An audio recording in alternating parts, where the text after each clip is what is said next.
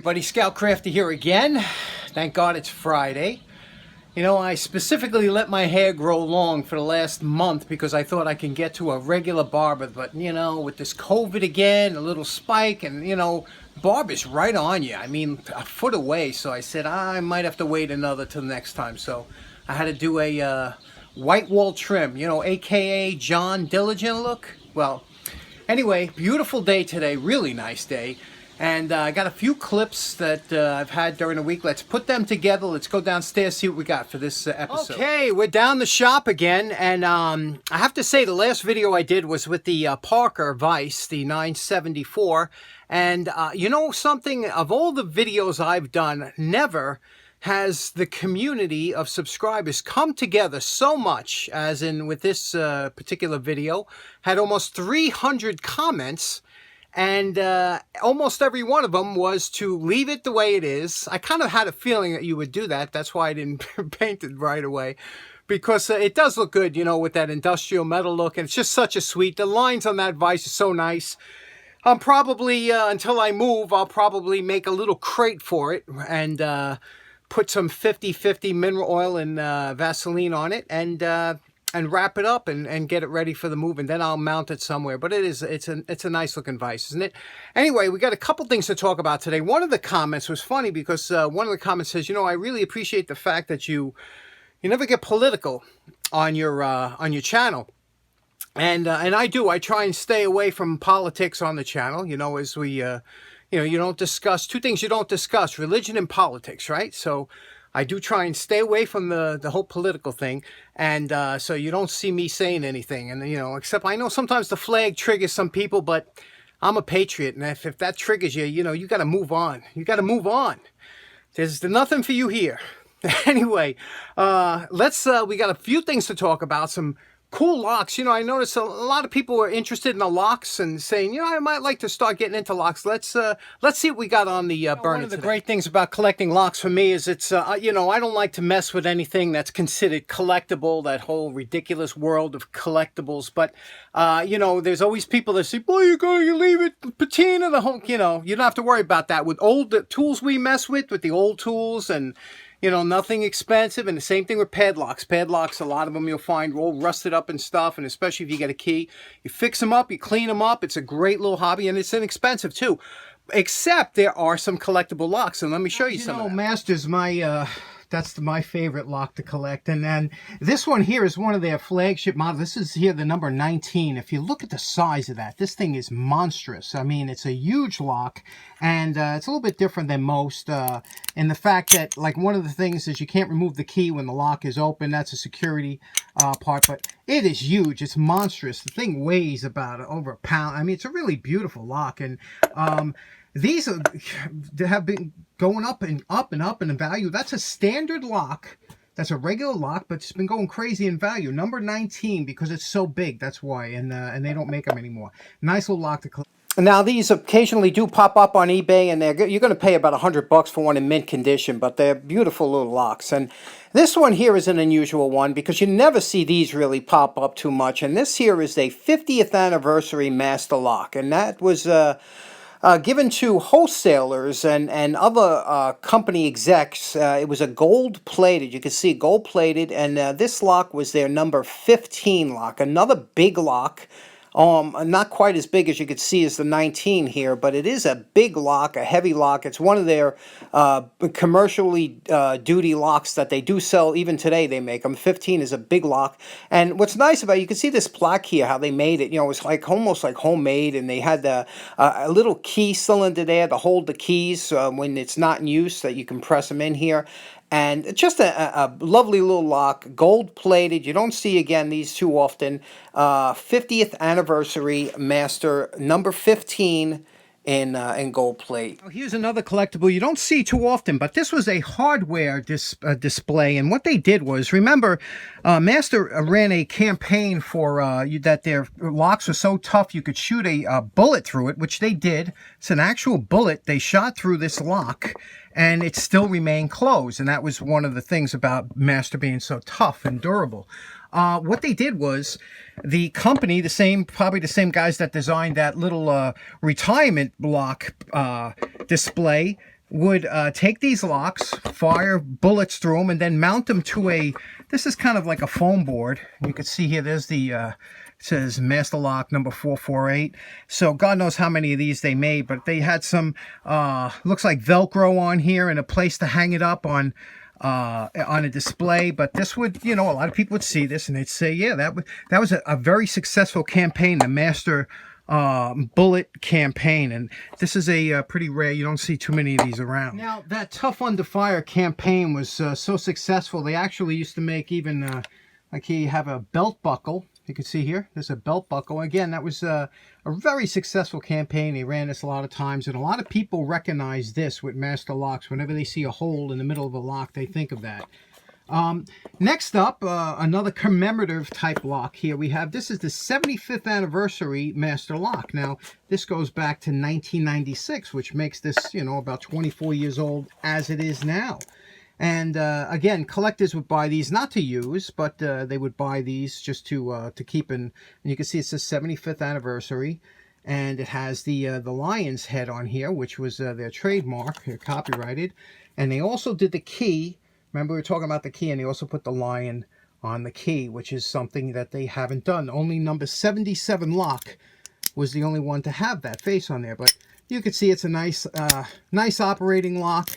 And this lock here, again, was a current production in 96, but then they added the lion's head to make it a commemorative. But that's a somewhat collectible. It also came with some paperwork and describing the lock and the history of this lock. So, and a lot of them, they only made, I believe, 2,500 of these. So just the limited production also increases. Next up, although not a Master Lock, I also collect, like I said, a bunch of others. American is another one of my favorite, but you can see here, this was a typical lock that they would have in and again, a hardware store. Hardware displays I always found amazing, but you will go into a store and they would have this on the counter along with the key.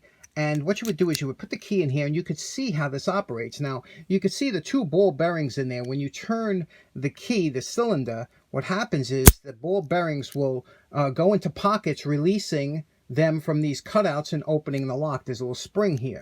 Again, I'll show you again. As you rotate the cylinder, makes a pocket for those two ball bearings, and that's what pops it up. So that's actually what's holding your lock closed, is those. And it's a strong design, but this little cutaway is actually what shows people how the lock operated. And it was very successful in hardware stores, things like that. To show you again the difference in size between the American lock is considered a very large lock, but there's that Master number 19, that behemoth. It's always great to see that compared to other locks. Well, it's a beautiful day here, and one nice thing about the COVID is we have no traffic. No traffic for the last 5 months. It's been beautiful, so, and it's a nice day, like I said. So let's head upstate. We got to cut the grass anyway. Okay, we are upstate, and it's beautiful up here. Look at that, huh? Look at that. How nice is that? And, you know, it's always nice up here. Let me show you something. See that there? This is 1 week again without cutting the grass. 1 week, so you can see how quickly it grows. But it is nice, a nice carpet of green. Yeah, it doesn't get any better than this, right? Look at that, good, fresh, clean air. Ah, we love it up here, don't we? Yeah, a lot of times I see a deer. This is where a lot of deer hang out. But you see these, this group of pines here? Let me show you something. Okay, we're at this group of pines. Sometimes, you know, when we be camping out and stuff, sometimes you needed a quick shelter. And under pines, there's always usually a nice bed of pine needles. You see this under here? Just wait for a second for the light there. See these bed of pine needles here? That's always nice and soft to sleep on. And usually gives you good shelter here. Not too much rain, so anytime you're out camping, you need a quick shelter, just look for some pine trees. You can get right under here and have a nice sleep. And we're done. Took about an hour and 15 minutes.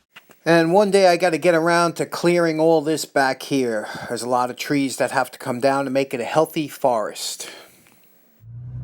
You know what really warms my heart is this stretch of road on the way to my property. For over a half a mile, every single telephone pole and a lot of trees have a U.S. flag on it. It's really a beautiful sight to see. Next up, I have a bunch of cool microscopes, all different types and shapes and sizes, but You know, I've been finding these little things on my cats. They get caught in their fur, and I said, I always wondered what they look like under the microscope. They must have something that holds them on there or grabs them. So let's go check it out. Now, there you can see it here. We're going to use the microscope here. We're going to put on a low power setting and then take a look at it. Okay, you can see there's little fibers around it that grab. I'm going to focus it back and forth. You can see here. And I'm doing this with just looking the iPhone through the lens, but you can see here, you can see especially on the top and whatnot, that it's a hollow bead, whatever it is, this kind of seed that attaches. Pretty interesting. Let me take a look at the smaller one. Okay, here you see the smaller one. You could definitely make out those hooks as I focus. I'll focus on different parts of it, but you could see the hooks and how it would grab on to your material. Very interesting. And this one doesn't seem to be hollow, but it's the same type. I believe this is where the guy who invented Velcro got his idea from. Let's look at some other stuff. Okay, what is your guess on what this is here? Under the microscope, look closely. I'll try and focus it in. You can see here, going back and forth with the focus, trying to get it good. This is common, ordinary table salt. And you can see here the crystalline structure that you get from salt. Now let's compare that to sugar. This is common household sugar. We'll do some focusing here. You can see we're varying the focus so you can see different. That's common sugar, table sugar that you would find, and you can see how it also takes a crystalline kind of structure to it. Pretty amazing what's in there. Let's see what else we could see. Okay, any idea what this is? Well, it's the second zero for a penny, the 2020 on a U.S. penny. Let me show you some other interesting parts about this. Here, see if I can get a better focus on it. I'll show you some other interesting parts of a penny. Here's something a lot of people don't even recognize on the coin. You see those three initials, VDB, stands for Victor David Brenner. He was the designer of the Lincoln cent, and his initials are on the coin. Now here we have a 2006 regular penny, memorial penny. They call it a memorial cent. But that has the Lincoln Memorial on the back of the coin. Let me show you something interesting. If you look very closely at the middle of that Lincoln Memorial on the back of the penny, you could see the statue of Lincoln seated in his chair right in the middle. Again, a lot of times it's overlooked because it's kind of a faint stamping, but pretty interesting. Recognize this here. This is the eyeball on the top of the pyramid on the $1 bill. The $1 bill, a lot of people don't realize it, but they actually it's not considered a paper, but considered a material. Now here you can see George Washington's eye, and you can see what that looks like. But if you scroll down a little bit, you can see what I'm talking about the paper.